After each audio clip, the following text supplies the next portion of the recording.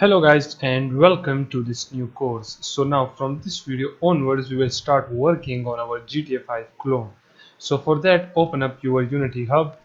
As you can see right here my Unity version is 3.1.2 and if I click on this installs right here this is the Unity version which is 2021.3.2 F1.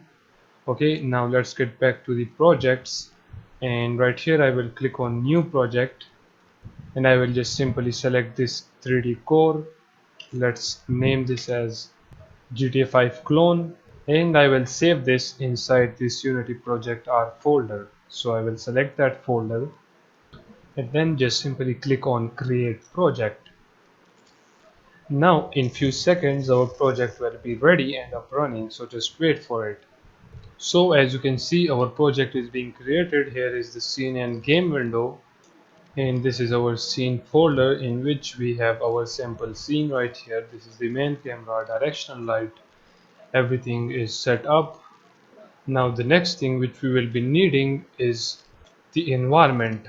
So in the next video we will add environment to our scene and set up our environment. So for that, catch you guys in the next video.